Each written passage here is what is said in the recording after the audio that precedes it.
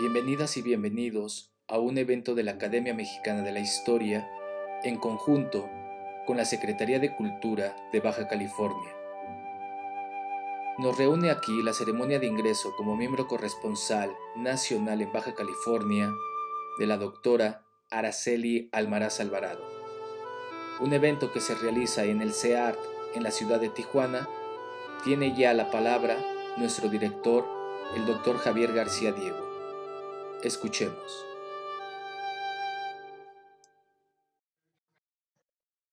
Es muy breve. Yo no diría que me toca presidir la ceremonia. Soy un papel muy ligero, pero sí tengo que decir que me es muy grato atestiguar esta ceremonia de ingreso en la cual habremos de escuchar el discurso de la Academia Corresponsal Nacional en Baja California, Araceli Almaraz. Debo decirles que fue en la sesión ordinaria celebrada el martes 2 de julio de 2019 cuando el Pleno de la Academia Mexicana de la Historia eligió a la doctora Araceli Almaraz como corresponsal nacional. He de decir también que lo hizo en forma unánime. También es importante comentar que la doctora Almaraz fue propuesta por los académicos de número Virginia García Costa y Mario Ceruti, quien va a dar respuesta a su discurso. También está con nosotros David Piñera, que va a ser el padrino de la ceremonia, miembro de número foráneo de Baja. Bueno, para mí es un enorme orgullo darle la bienvenida formal a la doctora, a la academia, y sin más, le paso la palabra a la doctora Almaraz para que nos lea su discurso. Doctora Almaraz. Inmediatamente después tomará la palabra Mario Ceruti para responderle, y le voy a pedir al doctor Piñera que él sea el que le ponga el discurso.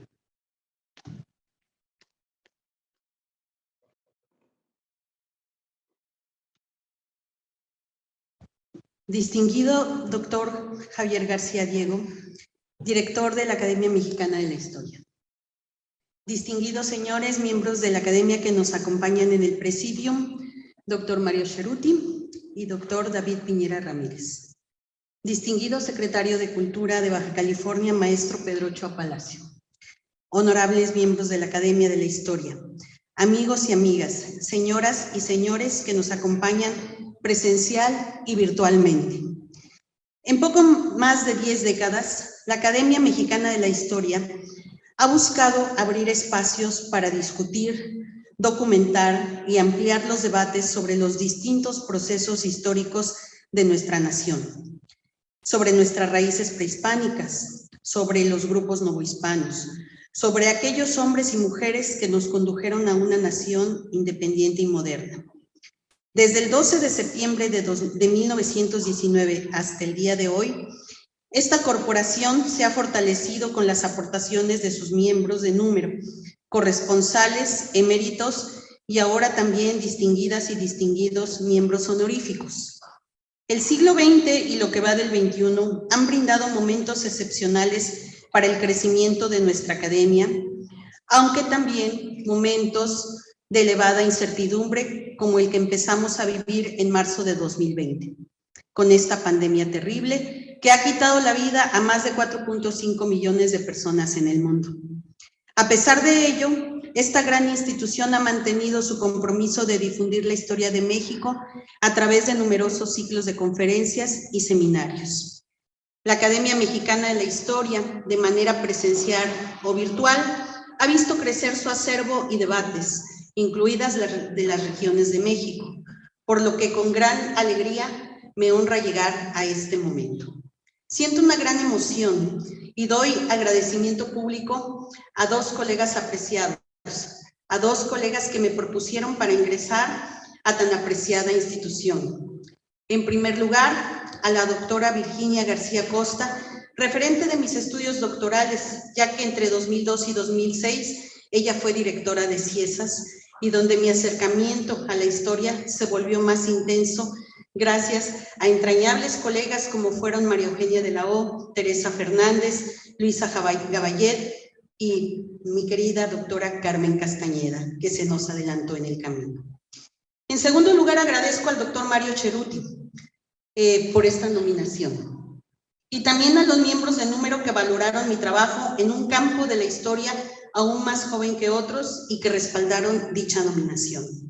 Este reconocimiento implica compromiso y responsabilidad, en primera persona y como investigadora del Colegio de la Frontera Norte, que desde 1997 ha apoyado mis proyectos e investigaciones. Actualmente, 8 miembros corresponsales representan a las entidades del norte: José Marcos Medina Bustos, Víctor Orozco, Jesús Vargas Valdés, César Morado Macías, Cecilia Sheridan Prieto, Octavio Herrera Pérez y por Baja California, Aide Grijalva y una servidora. Su trabajo se suma al de los miembros de Número que realizan investigaciones en este vasto y heterogéneo espacio multirregional que es el norte de México. Cito al doctor Manuel Ceballos Ramírez, quien con sus estudios sobre religión ha contribuido a la historiografía de la Iglesia Católica en México y a la defensa de la historia de la frontera tamaulipeca. Al doctor Ignacio Almada Bey, apreciado colega y especialista en historia política, social y económica, quien ha dedicado sus estudios a la conformación histórica de Sonora con su excepcional recuento historiográfico del callismo. Al doctor David Piñera Ramírez, impulsor incansable de la historia de Baja California, al lado de don Miguel León Portilla, y a quien agradezco de manera especial el aprecio construido. Estimado David, creo totalmente que siempre estamos dando pasos y al unísono seguimos pasos. Y a Mario Cerutti, quien ha construido una obra que hoy en día es una referencia obligada en los estudios sobre historia económica y estudios empresariales de los espacios septentrionales de México, donde aparecen no solamente el noreste, es decir, Monterrey, la frontera tamaulipeca y la comarca lagunera, sino también la región sonorense del Yaqui, los valles agrícolas de Sinaloa, la enorme Chihuahua y, por supuesto, las comparaciones con el Valle de Mexicali. Tuve el agrado de conocer a Mario Cerutti en el año 2002, en la ciudad de Guadalajara, cuando era estudiante de doctorado. Desde ese momento y hasta hoy no hemos dejado de discutir sobre los espacios norteños. A Mario Cerutti le debo la generosidad de todos los días, el entusiasmo por la enseñanza en cada frase, el refrendo del trabajo en equipo, la sencillez de la argumentación y el espíritu del debate abierto y claro. Como mentor, podría decir que son decenas de maestrantes y doctorandos que, como yo, han sido alentados por Cerutti y que hoy son investigadores de instituciones prestigiosas en Colombia, Argentina, México, Portugal y España. En 1992, Mario Cerutti contribuyó a la fundación de la Asociación de Historia Económica del Norte de México, segunda en su tipo en América Latina, y en 2016 fundó con otros colegas el Grupo Iberoamericano de Estudios Empresariales e Historia Económica, que se integra por 5 países con prestigiados especialistas de España, Argentina, Perú, Colombia y México. La impronta más honda en los estudios empresariales de nuestro norte se sigue pronunciando con la obra de Mario Cerutti. Y si tuviera que sintetizar en un concepto los aportes de él, podría decir que es el concepto de tejido productivo, una de sus muchas contribuciones para acercarnos al empresariado regional y a las familias empresariales en cualquier latitud. Dicho lo anterior, me honrará que el doctor Cerutti sea quien responda el día de hoy mi discurso de ingreso a la Academia Mexicana de la Historia. Mi discurso está dividido en 4 partes, siendo cada una de ellas la arista que conecta sucesos con sujetos, empresas con empresarios y al rancho de la tía Juana con procesos más amplios. Tijuana, una historia de negocios, agentes e intermediarios transfronterizos, 1916-1940. Doy inicio. Desvanecida entre desiertos, entre montes con chollas y cauces de ríos, laderas y cantos rodados, la frontera noroeste se erigió tímidamente a mitad del siglo XIX, siendo simbólicamente delimitada por mojoneras y puestos de migración que fueron auspiciando los primeros cruces, que con las décadas se reforzarían con muros metálicos y políticos, aunque sin diluir los significados de sus habitantes, los lazos familiares, las pisadas de los transeúntes formales e ilegales, y las vidas de nómadas urbanos que no han detenido el comercio ni el papel de los agentes de negocios ni de intermediarios transfronterizos. Pero ¿quiénes son esos agentes? ¿Cómo inician las artes industriales? ¿Hubo artes industriales? ¿Qué surge antes de las empresas formalmente establecidas? Los trabajos de Manuel Romero de Terrero sobre las artes industriales evidencian la historia de los oficios en México, así como vínculos interoceánicos y las exportaciones de la corona de oro de la Virgen de los Desamparados de Toledo, que fue hecha en México por manos guatemaltecas. Advierte el historiador de las interconexiones de mercados que propiciaron el mejoramiento de las artes locales, como sucedió con la transformación de la técnica de la joyería en el siglo XVII, que abandonó las guías renacentistas y que con el empleo de ciertos materiales emergió con un estilo propio. Estas dinámicas del Nuevo Mundo ejemplificaron los procesos de aprendizaje de la época y se transformaron en nuevos esquemas que más tarde exigieron su propio recuento histórico. El día de hoy, y como respuesta a esa exigencia silenciosa de regiones y localidades como Tijuana, me permito hacer este recuento enfocándome en las relaciones de sus primeros agentes comerciales. La lejanía del noroeste californio marcó una presencia española distinta al de las villas y haciendas que rápidamente ayudaron a consolidar el virreinato de la Nueva España. Fue hacia 1848 que la división de las Californias modificó el horizonte de las relaciones productivas, el aprendizaje y sentido de la propiedad privada. Como antítesis de la desmembración de un territorio, se impusieron pautas binacionales y se fortalecieron las relaciones transfronterizas que se mantienen hasta nuestros días. Y es que la demarcación de los terrenos del rancho Tía Juana, asignados en 1829 por el gobernador de las Californias, José María Echeandía, a Santiago Argüello Moraga, propició pequeñas concentraciones de población que se ampliaron paulatinamente. En 1829, Santiago Argüello había obtenido la concesión de 4.387.5 hectáreas, cuyos títulos le fueron ratificados en 1846, ya en ese momento por un total de 10.533 hectáreas. Tales títulos le fueron anulados en 1857 y reclasificados en 1861 a favor de su familia.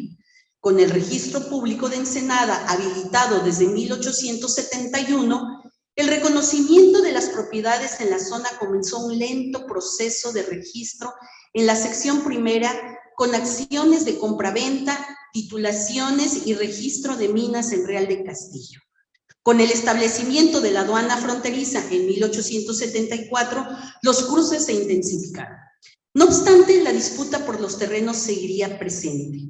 Entre 1876 y 1879, los integrantes de la familia Argüello solicitaron el reconocimiento de los deslindes del rancho Tía Juana con resultado a favor de Pilar Ortega, viuda de Argüello, en junio de 1886, y que un mes después le fueron cedidos a la Louis Hewlett y compañía, lo que no evitó que los sucesores de la familia gestionaran la primera traza urbana en 1888. ¿Por qué nos movemos en el eje del tiempo hasta este momento? Las referencias disponibles no refieren a grupos originarios de las Californias en cuanto a intercambio de excedentes o el establecimiento de un sistema de comercio. Como ha señalado David Piñera, don José de Gálvez fracasó en ver que la Alta California tuviera prosperidad económica. Insiste el historiador en que las remotas latitudes bajacalifornianas continuaron por largo tiempo su vida de aislamiento, y muestra de ello es que la independencia de España se juró ahí 9 meses después que en el centro de México. Fue hasta entonces que los primeros negociantes formales aparecieron, y especialmente a lo largo de la segunda mitad del siglo XIX, periodo en el que ranchos y poblados van a experimentar por primera vez la implantación de organizaciones productivas menores y el control de flujos comerciales. El alejamiento del nuevo norte fronterizo de los viejos centros comerciales virreinales nos anticipa así otros tiempos y otros tipos de aprendizaje, y el surgimiento de tejidos productivos que tardíamente serán desarrollados y que estarán ligados mucho más al desenvolvimiento estadounidense de la costa oeste que al centro de nuestro país. En 1820 había comenzado a redactarse las nuevas bases para el sistema de patentes bajo el decreto de certificados de invención, que en España siguieron el ejemplo de las legislaciones de Estados Unidos, Inglaterra y Francia, que buscaban la eliminación del sistema discrecional del antiguo régimen. La influencia española arrojó así un sistema de rasgos híbridos que operó desde 1823 mediante contribuciones directas anuales sobre la propiedad de bienes tales como fincas rústicas y urbanas, giros mercantiles y establecimientos industriales, profesionales, objetos de lujo, caballos, sirvientes y carruajes, entre otros, y sueldos. Los agentes emprendedores en otras partes de México se visibilizaron con la Constitución del 24, que planteaba el reconocimiento de los derechos de inventores, fíjense ustedes, perfeccionadores e introductores en algún ramo industrial, mas no aquí en esta frontera. Este marco institucional que se estaba dando en otras partes de México permitió el reconocimiento de los derechos de los inventores y prerrogativas por un tiempo limitado de gracia, así como la participación de adquirientes y perfeccionadores de técnicas industriales. Los primeros emprendimientos dependieron, por un lado, de redes personales para introducir y aplicar tecnologías en el país, incluido el noreste de México, así como la asociación de intermediarios locales y foráneos y de la habilidad para gestionar privilegios ante las instancias correspondientes. Las zonas que habían reconocido la participación de introductores, inventores y perfeccionadores tuvieron que adaptarse a los cambios en la legislación de 1836, que advertía que todas las casas comerciales o giros de cualquier denominación, para poder establecerse, debían adquirir una patente del gobierno y acreditar el pago de contribución respectivo. Para ese momento, la frontera noroeste no contaba con este tipo de agentes y dependería entonces de las leyes de colonización para el arribo de pobladores extranjeros y con ello el establecimiento de los oficios y sociedades mercantiles. Estos antecedentes me permiten colocar a los agentes de la colonización en Baja California en el centro del debate. Al finalizar el proceso de independencia en 1821, el Estado mexicano se fijó la tarea de promover el poblamiento en zonas que tenían mínima o nula presencia española. Sin embargo, la legislación que promovería la colonización de los terrenos baldíos norteños tuvo serios problemas en su implementación. La California mexicana, al ser un espacio peninsular, semiárido y escasamente poblado, solo adquirió notoriedad comercial después de firmado el Tratado de Paz y Límites con Estados Unidos en 1848. El Congreso Constitucional Independiente había expedido el primer decreto de colonización, mediante el cual se invitó a colonizar terrenos nacionales que no fueran propiedad de particulares, corporaciones o del pueblo. Con base en preceptos liberales, el instrumento consideró la inmigración extranjera como la mejor vía para promover el poblamiento y desarrollo de las fronteras.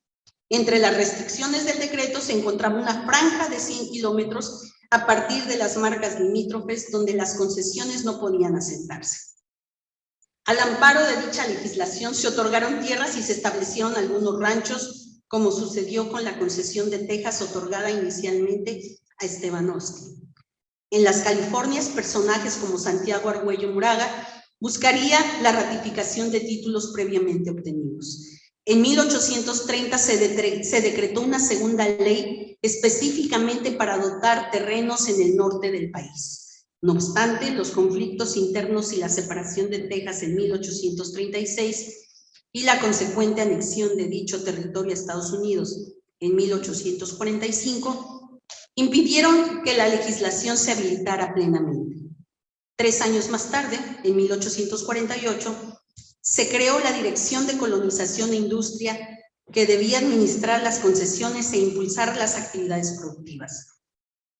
Un nuevo ajuste institucional fue el de 1853, al crearse el Ministerio de Fomento, Colonización, Industria y Comercio, y que estaría a cargo de los proyectos de colonización de 1854 y 1856, ambos sin grandes resultados y un problema constante relacionado con el desmonte y los deslindes. Las siguientes leyes fueron promulgadas entre 1863 y 1874, con nuevos avances y aparición de nuevos agentes negociantes. En 1863 se expidió la Ley sobre Ocupación y Enajenación de Terrenos Baldíos y una junta de colonización que permitió al Estado mexicano frenar algunos conflictos y obtener financiamiento mediante la venta de títulos. No obstante, el alcance siguió siendo limitado. De Vos señala que esto se debió a los términos en cuanto a medición, apeo, descripción, avalúo y fraccionamiento de terrenos requeridos para la habilitación de tierras.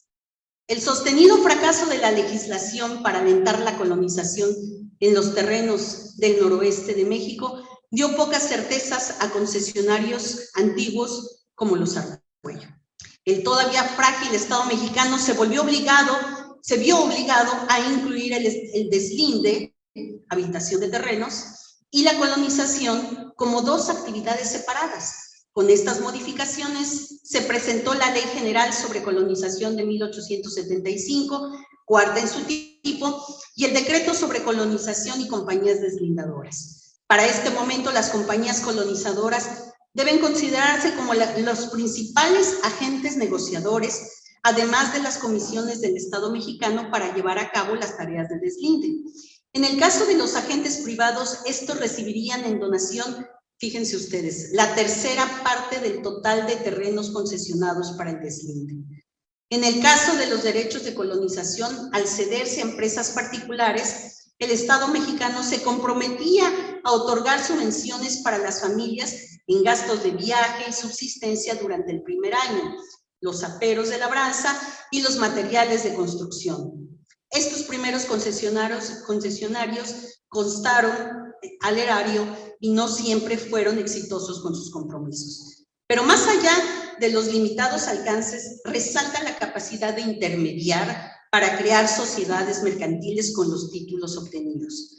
Sobresale en la California mexicana el nombre de Guillermo Andrade, quien desde 1873 formaba parte de una red de hombres de negocios californianos y que se había mudado de Hermosillo, Sonora, a San Francisco en 1863.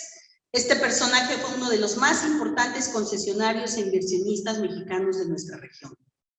Entre 1874 y 1883, Andrade participó en la conformación de la Compañía Mexicana Agrícola, Industrial y Colonizadora de los Terrenos del Colorado, Sociedad Anónima, y fue gestor de concesiones de tierras en el territorio de Baja California ante el Estado mexicano, así como contratos de deslinde permitidos por la Ley de Colonización y Compañías Deslindadoras de 1883. En la memoria presentada por Vicente Riva Palacio en 1877 al Congreso de la Unión, se incluyó el informe del secretario de Estado y del Despacho de Fomento, Colonización, Industria y Comercio de Vicente Manero sobre las concesiones en Baja California, en la que se cita: la compañía, abro comillas, la Compañía Colonizadora Agrícola Industrial del Colorado ha recibido 59 títulos de 25,000 hectáreas cada uno para poblar el terreno ocupado antiguamente por los indios Jucapás, limitado por el río Colorado y el Jardis Colorado al norte de la Baja California e inmediato a la tribu de los Yumas, cierro comillas, y otro proyecto de la misma Compañía del Colorado en la Sierra Boscosa de San Pedro Mártir, donde ya estuvo el doctor García. El mismo señor Manero señala que la Comisión de Deslinde se instaló desde 1872 en la ranchería de Tijuana para, abro comillas, demarcar la colonia que linda por el norte con los Estados Unidos, por el oriente con Sonora, por el sur con la colonia del Colorado y por el poniente con terrenos de particulares y de los que se ha recibido el plano y documentos por los cuales se ven las colonias que se forman y las rancherías llamadas Tecate, San José, San Valentín, Tanamá, Cañada Verde, y Nacho Güero, cubriendo una superficie de 35.102 hectáreas, 20 centarias. Terreno de la tribu de los Yumas, cierro comillas. Manero también advierte al secretario de Fomento que 2 puntos de nuestras fronteras están en vía de poblamiento, la de la California al norte y la de Chiapas al sur. Otros agentes en Ensenada fueron Adolfo Bulle, alemán y vicecónsul honorario en Guaymas en 1872, y Luis Hüller, alemán nacionalizado mexicano, quienes obtuvieron terrenos en la región sur del territorio de Baja California, así como en otras áreas del sur de México, quienes también absorbieron otras concesiones y recibieron terrenos en compensación y fueron además socios comerciales. En Tijuana, la familia Argüello continuaría el largo litigio sobre los títulos y deslindes de las 10.533 hectáreas. Paulatinamente, este nuevo agente económico aparecía con fuerza en el tejido productivo, el intermediario de tierras. Las negociaciones con el Estado mexicano aumentaron debido a que las compañías privadas y particulares ahora podían hacerse cargo del deslinde y del fraccionamiento de predios, que además ya no se limitaban a 2.500 hectáreas. La legislación de 1883 a 1888 evidenció un escenario de nuevas ventajas para inversionistas extranjeros, los cuales gozaron de la exención de toda clase de impuestos, con excepción de los municipales, y aranceles por la importación de bienes y exportación de productos. Entre 1884 y 1893 se firmaron en México 145 convenios de deslinde y 56 de colonización. La ley sobre ocupación y enajenación de terrenos baldíos se distinguió por impulsar la diferenciación de terrenos, demasías, excedencias y nacionales. Los mecanismos para difundir periódicamente los precios de terrenos en las entidades, incluyendo los territorios federales, la precisión de zonas de dominio de la federación, las vías de solicitud de concesiones, la posibilidad de ampliar el total de superficie por individuo, las cuotas de pagos de derechos según rasgos de exención registrada y el establecimiento del gran registro de la propiedad de la República. De esta manera, Chihuahua y Baja California se posicionaron rápidamente con el mayor número de hectáreas cedidas para colonización y deslinde. Algunos avances en el poblamiento de la Baja California se pudieron observar a partir de entonces, pues de 2.878 personas en 1855 se pasó a 7.583 en 1900. ¿Cuáles fueron las redes comerciales que acompañaron la concentración de población y qué nuevos agentes aparecieron? Vayamos a los registros. Aunque en 1840 se habían formalizado en México el padrón de establecimientos industriales y patentes y se había transitado hacia un padrón de profesiones y ejercicios lucrativos, no fue sino hasta la expedición de la ley y arancel sobre el oficio de hipotecas de 1853 y la ley hipotecaria de 1861, cuando se concretó la promulgación de la Ley Orgánica de Notarios y Actuarios, inicialmente para el Distrito Federal, y el Código Civil para la creación de registros públicos en México. En el territorio de Baja California, el proceso, o más bien el tardío poblamiento ya referido, permitió que la instalación del registro público se retrasara hasta 1871 y operó mediante un tribunal de primera instancia en Real del Castillo, hoy demarcación de Ensenada, donde las primeras actas correspondieron a títulos de propiedades de terrenos y minas, siendo las de San Francisco y San Fernando las primeras en registrarse. En Mexicali el registro público se instaló hasta 1912 y en Tijuana, imagínense ustedes, hasta 1916. La naciente dinámica en los poblados de Baja California estaría asociada al auge del agribusiness, los agronegocios, en los valles de Sonoma y San Joaquín, en California, y a la fiebre del oro a lo largo de la costa suroeste de Estados Unidos en el último tercio del siglo XIX. Los capitalistas originarios de otras regiones del país y de Europa rápidamente extendieron su participación hacia la California mexicana.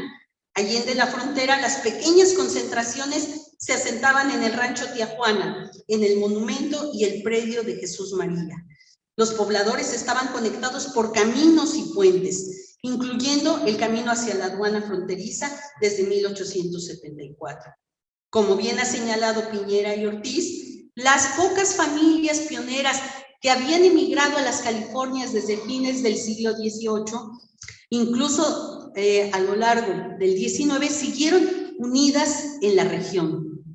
En cuanto al naciente escenario de negocios en el territorio norte de la Baja California, eje de esta disertación, podemos afirmar que se definió por la presencia de concesionarios de terrenos para el deslinde y colonización, denunciantes de fondos mineros para la explotación y extracción de minerales y otros recursos naturales, improvisados comerciantes, intermediarios de servicios profesionales que ahora vamos a citar en unos minutos, y agentes intermediarios con cargos públicos. Es menester aclarar que los concesionarios, ya fuese de tierras, recursos naturales o de permisos especiales, se convirtieron en intermediarios de negocios, no solo por adquirir las concesiones, sino al aprovecharlas y proveerlas a terceros para su explotación mediante la constitución de sociedades mercantiles formales. Esto es muy importante. Así lo hemos verificado con el análisis de las actas constitutivas y los grupos de accionistas. La fuente principal de este trabajo, de varias décadas ya, es el registro público de la propiedad. Adicionalmente, se ha consultado el Diario Oficial de la Federación y reportes oficiales para confirmar las concesiones otorgadas. También se han recuperado datos del Diario Oficial del Distrito Norte de la Baja California y archivos del Instituto de Investigaciones Históricas de la UABC, por lo que agradezco a la doctora Diana Méndez, aquí presente, su apertura y amabilidad. No menos importante ha sido la bibliografía especializada en económicos, un espacio de discusión sobre los concesionarios intermediarios. Dos aclaraciones antes de continuar. La primera es que el intermediario de tierras no es una figura que aparecerá solamente en México. Hay indicios en otras partes de América Latina, como la Patagonia Austral, donde sucedió un proceso similar con las concesiones de tierras otorgadas para la explotación de recursos naturales, habilitación de estancias y cría de ovejas desde finales del siglo XIX. Específicamente destaco allí el papel del concesionario e intermediario de origen portugués José Nogueira y las intermediaciones con inversionistas del Reino Unido, así como los vínculos con la primera generación de los Brown Menéndez Betty para la creación de distintas sociedades anónimas historiadas por la doctora Susana Bandieri. La segunda aclaración tiene que ver con la plasticidad de los intermediarios de tierras en particular, y, por supuesto, con los intermediarios de recursos o concesiones especiales, ya que en forma paralela o separada, los agentes transfronterizos podían adoptar cualquier forma de intermediarismo y constituir sociedades mercantiles en ambos lados de la frontera. En la Tijuana de las primeras décadas del siglo XX, además de las concesiones de tierras, existieron permisos para explotar salinas, minas, islotes, pozos petroleros y especies marinas. También se identificó que de las 298 sociedades mercantiles registradas entre 1916 y 1940 en Tijuana, 70 estuvieron exclusivamente dedicadas a la explotación y o exploración de fondos mineros. Sin embargo, no todos los denuncios mineros tuvieron una sociedad mercantil de referencia. Los casos de intermediarios de concesiones de minas aportaron las concesiones como especie de las empresas nuevas. La mayoría de estos agentes fueron cautelosos y sus aportes oscilaron entre los 250 pesos y los 627,000 pesos. El tipo de empresa minera que predominó fue la sociedad anónima, dividida en acciones, seguida de las sociedades en nombre colectivo.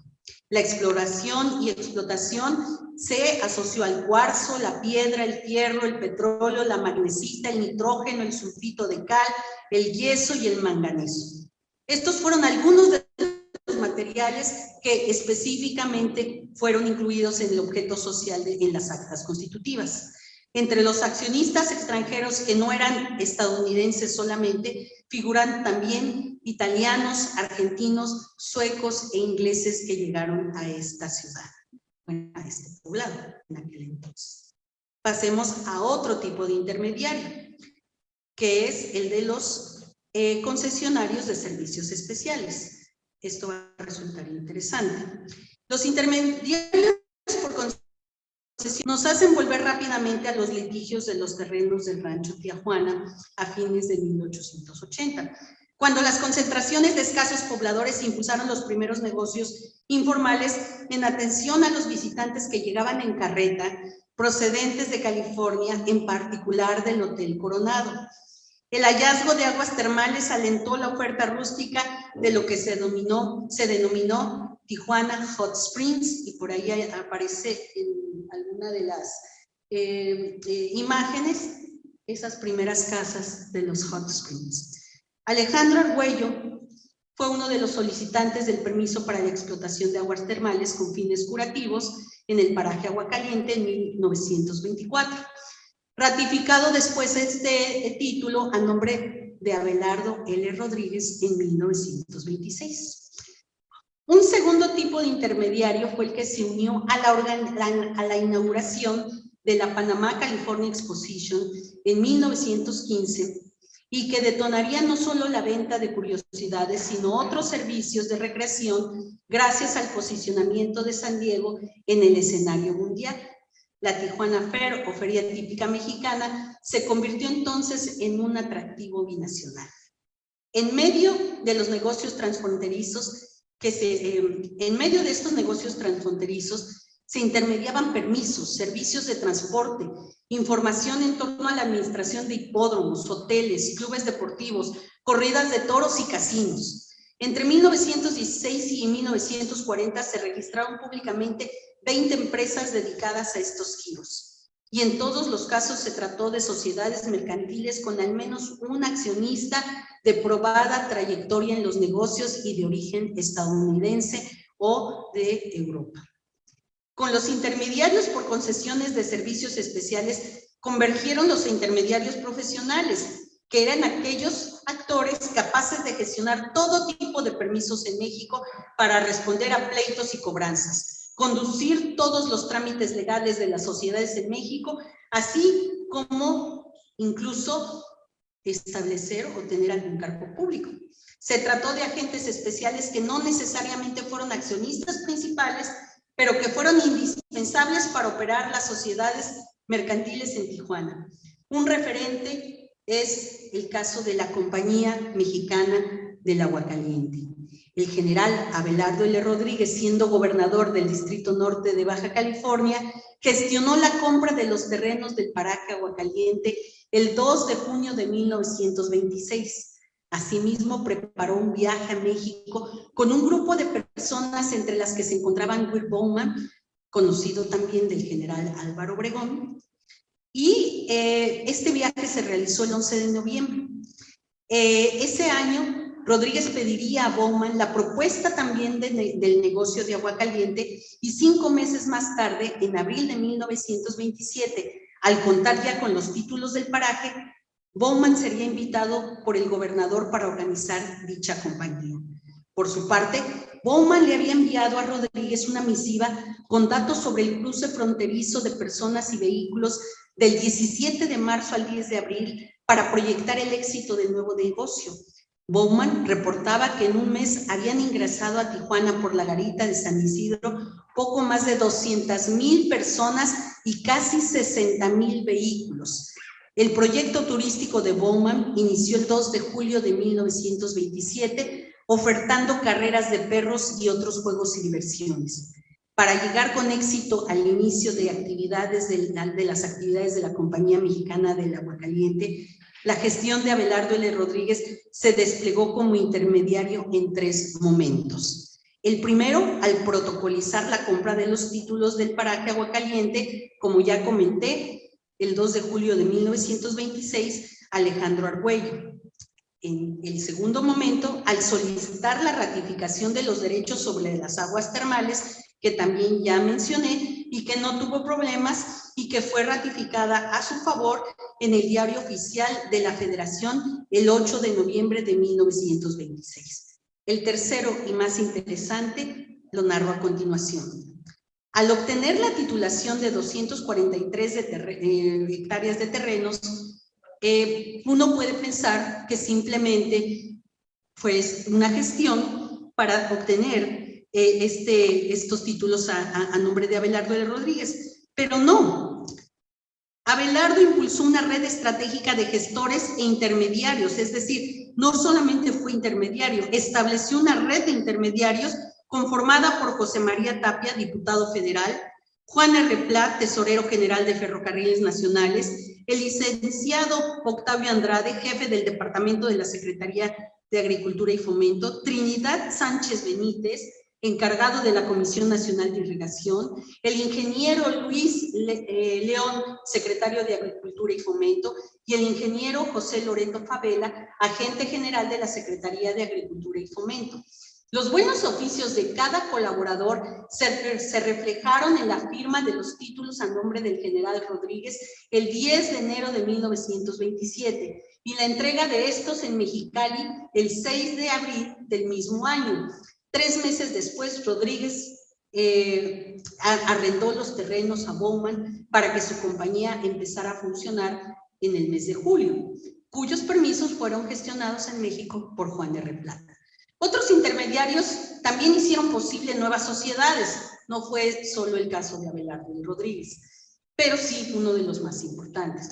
En 1927 se encontraba solamente funcionando solo el hipódromo de Tijuana, que había sido registrado como sociedad anónima en 1916 por Hutchinson, Alberto B. Aldrete Palacio, Carlos Bernstein Riverol y la Lower California Jockey Club, propiedad de James Coffey. Este último era su agente principal y quien había contratado los servicios profesionales de Bernstein para operar en Tijuana. Entre 1928 y 1938, los demás hipódromos siguieron el mismo patrón.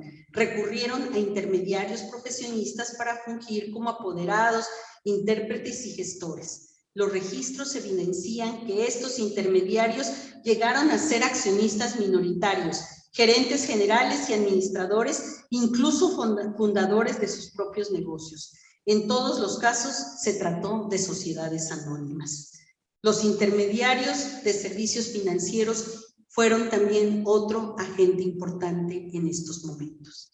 Entre las concesiones especiales se encuentran entonces también los permisos para realizar operaciones financieras, y uno de los agentes que encabezó la intermediación por esta vía también fue Abelardo L. Rodríguez durante su etapa como gobernador. Intercedió ante la Comisión Monetaria para habilitar proyectos bancarios en Baja California. Rodríguez se acercó a fines del 24 a Epigmenio Ibarra Jr. para invitarlo a ser gerente de un nuevo banco que se estaba formando con hombres de negocios en Baja California. La respuesta a tal invitación llegó en enero del 25. Ibarra no aceptó, aludiendo que el presidente Calles lo había invitado a desempeñarse como subgerente de la Comisión Monetaria. El general Rodríguez, aunque lamentó la decisión, no tardó pronto en pedir apoyo a Ibarra Jr., apelando a la amistad y confianza que había entre ambos. En mayo de 1925, Francisco Javier Gagiola envió una carta a Rodríguez informándole de la escritura y solicitud de Miguel González, socio fundador de la bancaria, y notificando que el acta constitutiva de la empresa se ajustaba perfectamente al Código de Comercio. La intermediación de Rodríguez con Ibarra Jr. fue efectiva y el 28 de julio de ese año quedaría registrada públicamente la Bancaria del Pacífico en Mexicali. El 28 de noviembre de 1938, el Diario Oficial de la Federación publicó el otorgamiento de una nueva concesión a favor de Miguel González Quirós para establecer el Banco de Baja California Sociedad Anónima.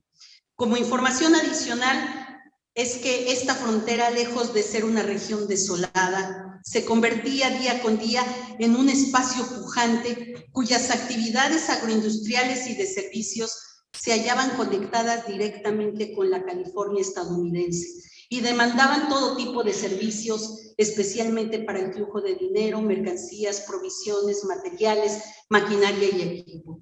Basta con señalar que entre 1916 y 1939 se habían habilitado en nuestra región 8 bancos privados, 2 de ellos en Tijuana. Voy concluyendo con 2 tipos de intermediarios más, los de servicios estratégicos y aquellos con antecedentes en el servicio público. En el primer caso se trató de aquellos que gestionaron permisos para la producción y venta de energía eléctrica, agua potable y señales de comunicación. Así, entre ellos, destaca Manuel Barbachano Ramírez de la Compañía de Teléfonos de la Baja California en 1929 y Carlos Bernstein, quienes destacaron como gestores, concesionarios y accionistas en Tijuana. Pero también resalta Manuel Piña y Cuevas, como socio fundador de la Compañía Industrial Mexicana, quien había sido juez de primera instancia en Mexicali. Este agente nos conduce a la siguiente categoría, la de intermediarios con antecedentes en el servicio público.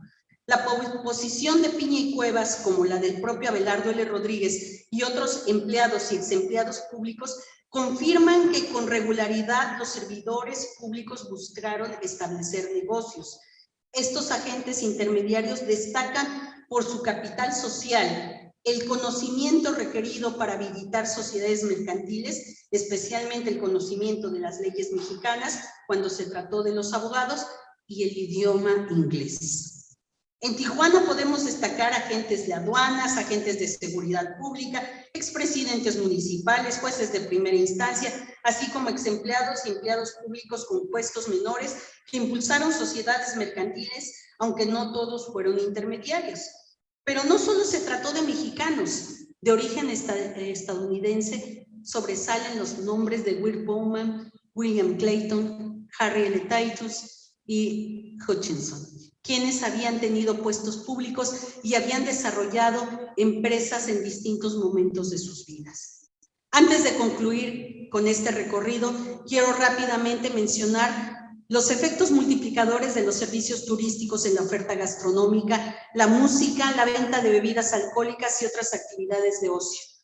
La prohibición de alcoholes en Estados Unidos al promulgarse la ley Volstead al promulgarse en 1919, entrar en vigor en el 20 y culminar en el 33, dinamizó el establecimiento de negocios que buscaban adaptarse a los gustos y estatus de los consumidores estadounidenses, en combinación con los de los mexicanos que llegaban de distintas partes del país. Un ejemplo fue la llegada de filiales estadounidenses para producir cerveza como Lastec Brewing Beer y su operadora, la Continental Distributing Company, a la que se unirían cervecerías de mexicanos.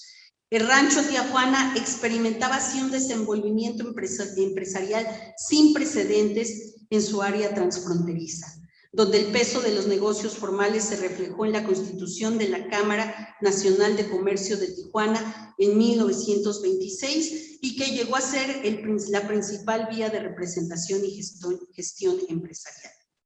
Epílogo. Sin que todos los intermediarios fuesen socios y sin que todos los socios fuesen intermediarios, Tijuana nos muestra en sus primeras décadas del siglo XX que el soporte para la organización de negocios fue la propia frontera, líquida y abierta. Los intercambios transfronterizos se traslaparon con las actualizaciones de la política de colonización, provocando el inicio de un tejido productivo y empresarial entrelazados siempre con sucesos de California y el mundo, más que con la dinámica nacional. Algunos de los primeros agentes se convirtieron en intermediarios transfronterizos, como lo hemos mencionado ya, gracias a sus capacidades de interconexión y conocimiento para operar negocios en esta zona. En conjunto, intermediarios e inversores propiciaron el registro público de 298 sociedades en casi 25 años, en torno a servicios turísticos, financieros, comerciales, algunos industriales y mineros. Por tipo de sociedad, 58% correspondió a registros de sociedades anónimas, 23% a registros de sociedades en nombre colectivo y 13% aquellas que fueron de responsabilidad limitada. El capital social en actas ascendió a 17.377.750 pesos. Los inversionistas que predominaron fueron comerciantes mineros y agricultores, y por profesión fueron abogados, médicos e ingenieros. Con trayectoria en los negocios se registraron capitalistas, comisionistas, agentes de negocios, industriales, negociantes, propietarios y autodeclarados hombres de negocios. A todos ellos también se sumaron empleados públicos de los 3 niveles de gobierno y militares, así como empleados privados. El origen de los accionistas residentes de California que invirtieron en Tijuana incluyó, fíjense ustedes, a los estados de Illinois, Mississippi, Nueva York, Carolina del Sur, Iowa, Pensilvania, Alabama, Missouri, Kentucky, Utah, Massachusetts, Kansas, Georgia, Texas, Michigan, Minnesota, Virginia, Chicago, Nueva Orleans, Arkansas, Louisiana, Tennessee, New Jersey, Washington, Kansas, Colorado, Maryland y Nebraska.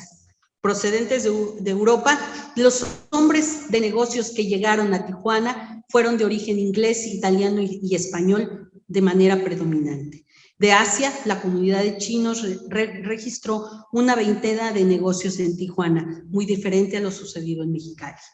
Mientras que la procedencia de los accionistas mexicanos correspondió a poblados de Baja California Sur, Sonora, Querétaro, Chihuahua, Yucatán, Guerrero, Jalisco, Ciudad de México, Zacatecas, Oaxaca, San Luis Potosí, Nuevo León, Sinaloa, Durango, Hidalgo y Guanajuato. En cifras, 34% de las empresas de Tijuana entre 1916 y 1940 tuvo solo a socios mexicanos. 22% fueron de mexicanos y estadounidenses y 17% solo de estadounidenses y 7% a mexicanos con socios de otras nacionalidades. En el caso de los accionistas provenientes de California, los registros advierten que la gran mayoría nunca vivió en Tijuana, pues eran agentes transfronterizos. Aparecieron como personas de paso por la ciudad, accidentalmente en la ciudad, de paso por cuestión de negocios, pero insisto, exaltando siempre el sentido transfronterizo de los negocios. Para finalizar, quiero destacar que en la medida que las redes empresariales se fueron extendiendo y nuevas formas de intermediación se impulsaron a lo largo de las primeras décadas del siglo XX en Tijuana, algunos de los accionistas menores, intérpretes y apoderados de origen mexicano incursionaron en la administración de sus propias empresas y aplicando los conocimientos adquiridos donde habían prestado sus servicios profesionales. No voy a citar aquí trayectorias, hay trabajos, he hecho ya varios trabajos de estos personajes que en otro momento podemos discutir. La mirada histórica sobre empresas y empresarios, negociantes e intermediarios en una frontera emergente como la nuestra a principios del siglo XX no puede entenderse sin resaltar las conexiones transfronterizas y la nada desoladora situación económica de una región binacional. Agradezco infinitamente a la Academia Mexicana de la Historia por haber abierto el espacio a la historia económica y empresarial que el día de hoy me ha permitido exponer sobre el papel de los intermediarios de frontera, de esta frontera. Gracias, doctor Javier García Diego, por estar aquí el día de hoy. Ha sido un honor contar con su presencia. Espero corresponder con orgullo y entrega a este nombramiento como corresponsal por Baja California. Reitero el agradecimiento a la doctora Virginia García y a otros acompañamientos como el de la doctora María Eugenia de la O, que también ha sido parte importante en mi trayectoria. A la Secretaría de Cultura de Baja California, a través de su titular, el maestro Pedro Ochoa Palacio, gracias por el apoyo de siempre. Gracias, maestro Pedro Ochoa Palacio. Al doctor Mario Cerruti, agradecimiento especial por los años de trabajo, debate y amistad. Al doctor David Piñera por las enseñanzas de los últimos años. Gracias especiales a mi esposo, a mi hija y a mi familia que seguramente están viendo esta ceremonia a través de las redes. A mis amigas y amigos queridos y queridas colegas historiadores que están aquí de forma presencial o virtualmente, a quienes me han acompañado todos estos años, gente que está aquí conmigo el día de hoy, al personal de la Secretaría de Cultura de Baja California, Mara Rodríguez, Carla Robles, Araceli Huerta, Malena Jiménez, de verdad a todos ellos muchísimas gracias por este acompañamiento. Y especialmente quiero agradecer mucho a Yasmín Jimeno, Adolfo Ortiz, Catalina Romero, Alexis González, Ana Paloma Hicks y Elías Canales. Gracias a ellos por siempre atenderme con enorme generosidad en la Academia Mexicana de la Historia, ahí en la Plaza Carlos Pacheco. Finalmente, gracias a Baja California, pero sobre todo a Tijuana, el lugar de todas y todos.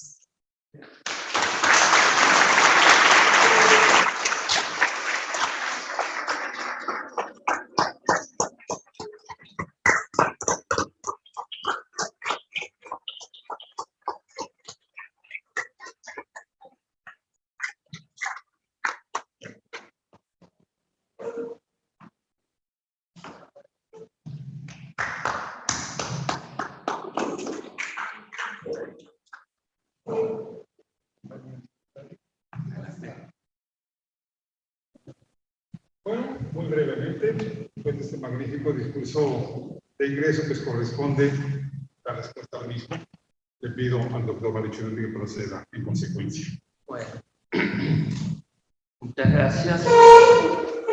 El señor director de la Academia Mexicana de la Historia, ya tan nombrado hoy, doctor Javier García Diego, señor secretario de Cultura de Baja California, gusto de conocerlo, maestro Pedro de Palacio, querido doctor, honorables miembros de la Academia Mexicana de la Historia, Araceli querida, señoras y señores que nos acompañan presencial y virtualmente, como dijo la que acaba de terminar su discurso, querida. Les aseguro que es muy grato para quien les habla asumir la distinción que se me ha asignado desde la ya centenaria Academia Mexicana de la Historia para participar en esta ceremonia. Y por más de una razón. En primer término, por estar nuevamente en la pujante Tijuana, en el noroeste de México. Territorios por los que hemos transitado tantas veces en los últimos 30 años, disfrutando de su siempre generosa gente, en su vida académica y de sus grandes proyectos. Retornar a la preciosa Tijuana tras meses de aislamiento casi total por el asunto pandémico tiene por lo tanto un sabor especial. Aclarado y es importante. En segundo lugar, por compartir esta ceremonia con el director de la Academia de Historia, Javier García Diego, con amigos tan cálidos como David Piñera, Diana Méndez, Jesús Méndez de la Universidad, y Juan Manuel Rodríguez del Colegio. Pero lo más importante es, claro está, el motivo sustancial de este encuentro. Escuchar el discurso de nuestra muy querida Araceli Almaraz en lo que se considera su ingreso formal, porque ya viene trabajando 3 meses atrás, ingreso formal como corresponsal en Baja California. No abundaremos aquí en Tijuana sobre quién es Araceli Almaraz, sus incesantes quehaceres desde los docentes y la investigación hasta sus frecuentes incursiones en los medios de comunicación o su notoria capacidad de gestión desde el Colegio de la Frontera Norte, son tan conocidos por estos rumbos como la línea fronteriza. Que no hace falta que hablemos mucho, pero sí conviene recordar tramos de su trayectoria para explicar por qué fue propuesta y aceptada como corresponsal de la Academia en Baja California. Y sumaremos a ello de entrada algunos datos de su itinerario vital, muy importante. El más significativo fue, como ocurrió con no pocos de los que nos encontramos hoy en este espacio, fue la decisión de abandonar su tierra natal para marcharse y permanecer en este norte que casi se abraza a los Estados Unidos, sobre todo en los tiempos de Trump, ¿no? Así fue que dejó el ex Distrito Federal en 1994 para cursar la licenciatura en Sociología Urbana en la Universidad Autónoma de México. Venir a Tijuana, dijo en una entrevista reciente a la serie, fue para mí una experiencia diferente. Me encontré con una frontera profundamente desconocida. Repito, me encontré con una frontera profundamente desconocida, pero a la vez con un lugar sin igual para estudiar, el Colegio de la Frontera Norte. Repito, en un lugar sin igual para estudiar, el Colegio de la Frontera Norte.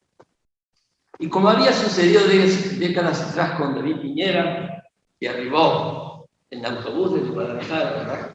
Allá, después de Hernán Cortés llegó Piñera.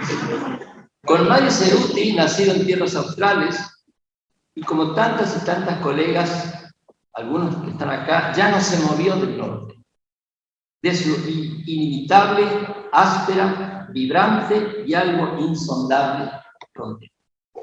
Sin embargo, la debió recorrer antes de aquerenciarse en Tijuana. Recuerda la sede. Inicié mi trayectoria como investigadora en la sede Nogales del COILEF en enero de 1997. Posteriormente, en agosto del 98, nos trasladamos a la sede Mexicali, donde estuve hasta agosto del 2002. Fue entonces cuando me trasladé a Ciesas Occidente, en Guadalajara, para cursar el doctorado.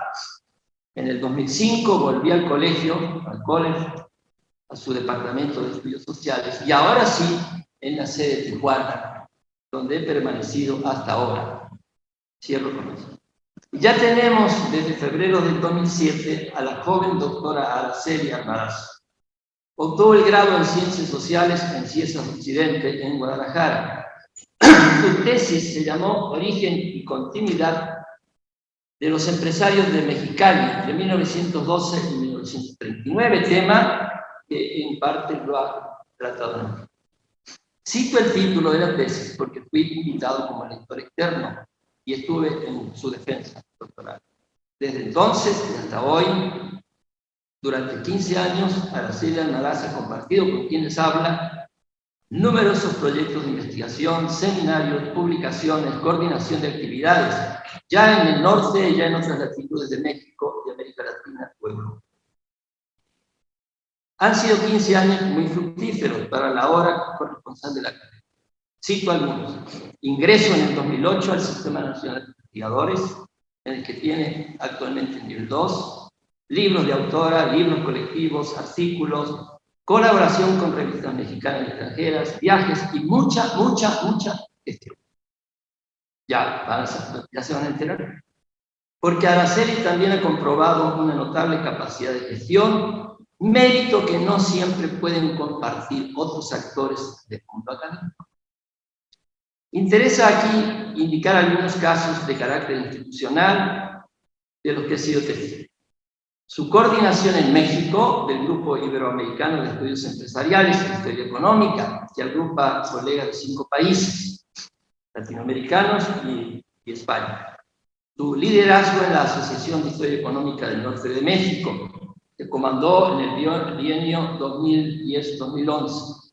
Acaba de ser electa secretaria de la Asociación Mexicana de Historia Económica para el periodo 21-24. Pertenece a la British History Conference y en julio del 2019, como ya lo adelantó Javier y Diego, fue aceptada como corresponsal en Baja California de la Academia Mexicana de Su llegada a la academia coincidió con una auténtica revolución en tan centenaria institución. Uno puede tener un siglo y hacer revoluciones, ¿verdad? Si Araceli ya venía conduciendo a 150 kilómetros por hora en sus gestiones, encontró que desde Ciudad de México, la Academia Mexicana estaba al menos marchando a 120 kilómetros. ¿Qué estaba sucediendo? ¿Y cómo se articularon las dos velocidades? Junto a sus 30 miembros de número o vitalicios, la Academia reunía en el 2018 solo 6 de los denominados corresponsales. 3 de ellos estaban en Michoacán, 2 en el DF y 1 en Guanajuato. En el resto del país no tenía presencia de corresponsales, es decir, de académicos que son reconocidos, pero que aún no alcanzaban la categoría mayor que asigna la institución. Pero una nueva administración lanzó desde el 2018 un agresivo plan de integración, tanto regional como individual. Hoy, en el 2021, la academia suma 50 corresponsales, y son muy pocos los estados en los que todavía no se los ha decidido. El 2019 se convirtió en un auténtico torbellino de ingresos, en el que participaron activamente con sus propuestas numerosos miembros de número de la academia, incluyendo acá con David, creo que presentó como 7, tiene toda una red también. En ese torbellino entró Araceli Almaraz, avalada por la doctora Virginia Acosta, expresidenta CIESA, y por quienes hablan. Resultado comprobado de este cruce de proyectos institucionales e individuales, bueno, a la dinámica generada por la nueva y tan renovadora directiva, guiada por quien está a nuestro lado acá, ya se imaginarán, Javier García Diego, se sumaron los impetuosos quehaceres y andares de Araceli. Las dos velocidades aparecen, una institucional, otra individual, una de la gran metrópoli del centro y otra de la gran metrópoli del noroeste del mundo. A los pocos meses, Almaraz estaba organizando un encuentro nacional de corresponsales, reunión de la que surgió un libro sobre las regiones de México y ya está publicado.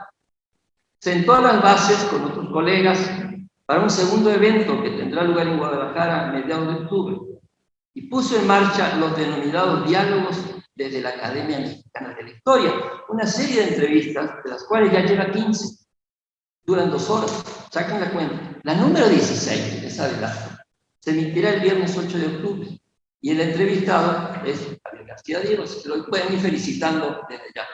¿Quién es? Es obvio, no pudo esquivar los ímpetus de tan revolucionada corresponsal. Más allá de tantas gestiones, proyectos y tareas, Araceli Almaraz nos acaba de informar con su discurso cómo ha operado como investigadora, centro imprescindible de sus actividades académicas, y lo ha hecho con una de las temáticas en las que lleva años trabajando, el naciente escenario de negocios en el territorio norte de la Baja California, que es el eje de su disertación. Dicho escenario se definía, nos acaba de decir, por la presencia de concesionarios de terrenos, denunciantes de fondos mineros para la explotación y extracción de minerales, improvisados comerciantes, concesionarios de servicios, socios y numerosos intermediarios. En su alocución, Almaraz se concentró en los mecanismos con que operaron dichos concesionarios para intermediar y aprovechar la condición de frontera para establecer red comercial. Intermediar y aprovechar la condición de frontera para establecer red comercial. Esa es la historia del norte de México. No les cae bien a los de otras latitudes, pero esa es la historia. Se aprovecha la frontera. Y más si estás al lado de la línea, con más razón. Pero esto se extiende por varios estados. Un caso que llamó su atención y la ocupó de manera especial fue Guillermo Andrade, dueño de un primer perfil de intermediario, hacia la última parte del siglo XIX. Tras adquirir más de 200.000 hectáreas en la Baja California, amplió su capacidad operativa con técnicos y capitalistas estadounidenses. Intervino Andrade en la creación de la famosa Colorado Riverland y fundaría sociedades mercantiles para habilitar, entre otras cosas, obras de irrigación. Pero además de los intermediarios de tierras y otros recursos naturales, fueron muy importantes para el ambiente de negocio de Tijuana, según Araceli, los ocupados en la concesión de servicios. Esa parece ser la marca histórica de Tijuana, parece ser. Así como Monterrey un poco la marca es su industria pesada, y en Ciudad Obregón la agricultura, y en los valles de Sinaloa la producción de hortalizas, las cosas. Tijuana puede tener esa marca, que es una marca más de todas las que se pueden tener en el mundo de las actividades económicas, en el mundo del capital. Estos nuevos agentes, dijo Araceli, se nutrieron de la dinámica transfronteriza entre la California mexicana y la California estadounidense. O sea, es una relación normal. No digo natural, porque es un exceso, pero casi no. Eso es lo que tenemos que transmitir nosotros hacia otros rincones del país. Es lo que decíamos en 1993, me saco un poco del discurso, cuando desde la historia económica decíamos que el Tratado de Libre Comercio era solo institucionalizar una relación que lleva 100 años, 120 años. ¿Cómo se enojaban en ese tiempo los que escuchaban? Los mismos que al señor Trump le fueron a decir, por favor, no cancele el Tratado de Libre Comercio hace poco tiempo. Miren lo importante que puede ser el estudio histórico. No es para molestar a nadie, es para decir el conocimiento que podemos producir. Y en todo esto aparece un naciente tejido socioempresarial compuesto de eslabones y redes mercantiles con alcances en ambos lados de la cartera. No hay nada que aclarar sobre esto para quien está acá. Bueno, en todos estos casos, indicó la historiadora, se trató de sociedades mercantiles con al menos un accionista con trayectoria probada en los negocios. O sea, era un mundo que se estaba moviendo, que se va adquiriendo experiencia para otro tipo de actividades. Por medio de los contactos transfronterizos se intermediaban permisos, lo dijo recién, servicios de transporte e información sobre la administración de hipódromos, hoteles, clubes deportivos, corridas, sectores y casinos. Y hay sospechas que el doctor hablaba de un negocio. No dejó de recordar a la también famosa Compañía Mexicana del Agua Caliente, cuyos terrenos fueron registrados en junio de 1926 por un personaje de muy llamativa presencia en este semidesértico escenario. El militar revolucionario, el futuro presidente de la Nación, Abelardo Rodríguez. Es que en esta frontera, concluye, lejos de ser una región desolada, se convertía día a día en un espacio pujante, cuyas actividades agroindustriales y de servicios se hallaban conectadas directamente con la California estadounidense. Si está unido a Texas, como pasaba en el oeste, o a la octava economía del mundo, que es California, en el oeste, me parece algo muy normal para que quiera hacer negocio. No entiendo por qué no se puede hacer negocio con una economía de ese tamaño, de esa diversidad, la primera potencia mundial, etc. Por ello, no sorprende su conclusión. El rancho Tía Juana experimentaba un desenvolvimiento empresarial sin precedentes en el área fronteriza, donde el peso de los negocios formales se habría de reflejar con la Cámara Nacional de Comercio de Tijuana en 1923.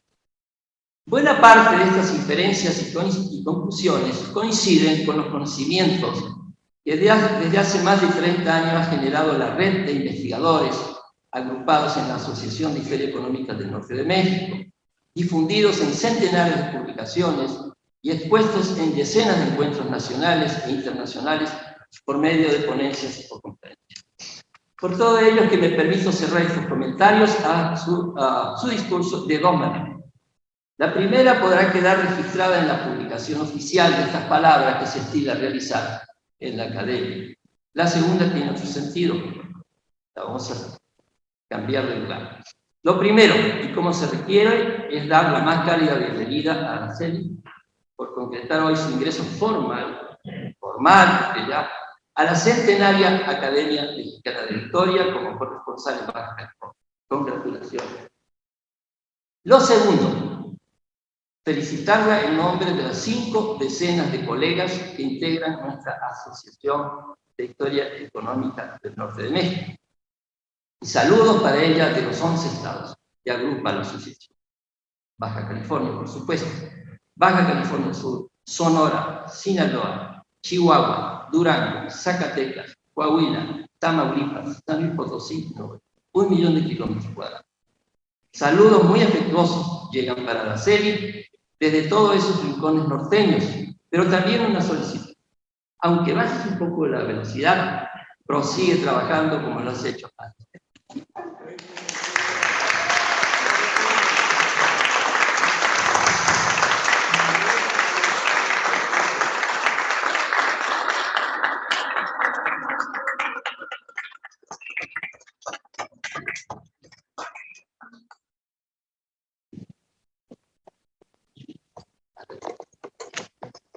Gracias al doctor Cheruti por su discurso de respuesta de ingreso al de la doctora Almaraz. Estamos llegando al término de esta ceremonia que para la Academia Mexicana de la Historia es muy importante, es una ceremonia formal. De hecho, Araceli ha instalado pues, una muestra fotográfica. Los invito a que la vean. Antes la ceremonia eran con smoking. Afortunadamente nos hemos ido popularizando. Decía Mario Cerutti que han ingresado cerca de 60 corresponsales en los últimos años, por ahí. Ahora hay 50, más unos internacionales que también se abrió. Pero yo quisiera agregar una cosa. Durante muchos años, la Academia Mexicana de la Historia no contó con mujeres. La primera en ingresar fue doña Clementina Díaz Giovanni, luego Josefina Vázquez. Ahora hay prácticamente el 50% de los miembros de la Academia de mujeres. Es una disciplina que nos lleva a ello.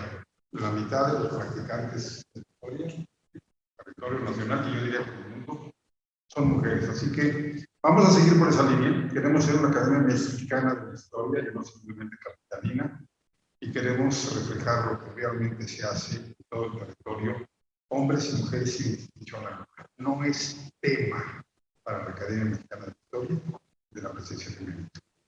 Hace muchos años. El 50% de la institución. También quisiera de verdad dar las gracias. Esta ceremonia se está realizando en una instalación que nos facilitó el secretario de Palacio. De verdad, muchísimas gracias. Muchísimas gracias.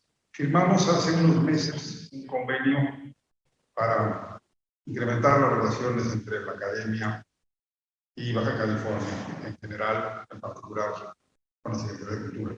Confío en que vamos a seguir con estas actividades. Y pues para terminar, voy a leer yo el diploma, se lo voy a entregar a Celi y le voy a pedir a David Piñera que le ponga, yo no le digo el PIN, el distintivo, no, ¿cómo le dicen aquí? El distintivo, ¿verdad? Entonces, si me permiten, voy a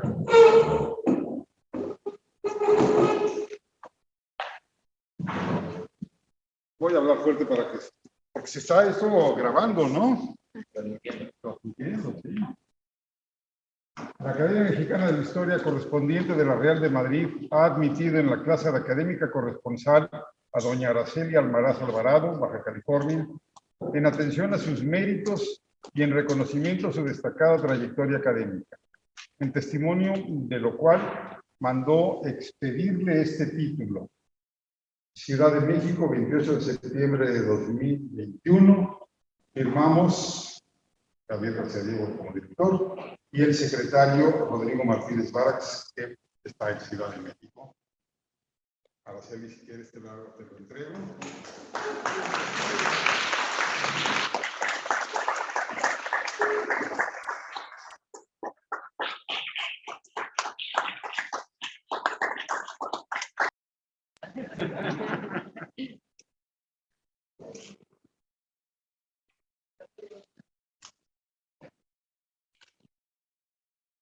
Es como matar. Ya les decía yo que es...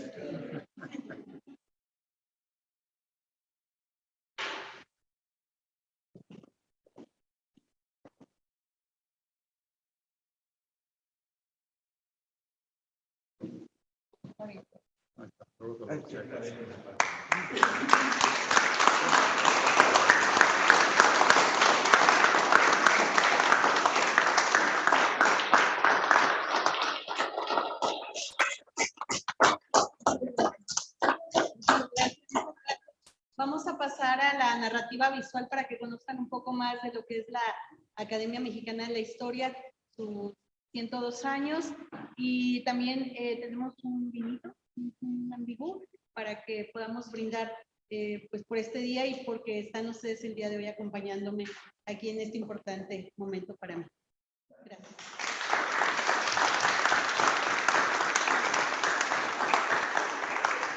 Muchísimas felicidades a la doctora Almaraz por este nombramiento. Los invitamos a pasar al vestíbulo de esta sala. Muchas gracias por acompañarnos y a quienes nos han acompañado.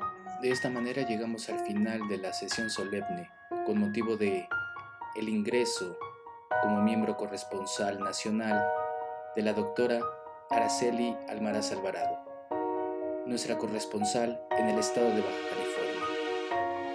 Les agradecemos a todos y cada uno de ustedes por su amable audiencia. Les invitamos a estar pendientes de las actividades de la Academia Mexicana de la Historia. Muchas gracias. Hasta pronto.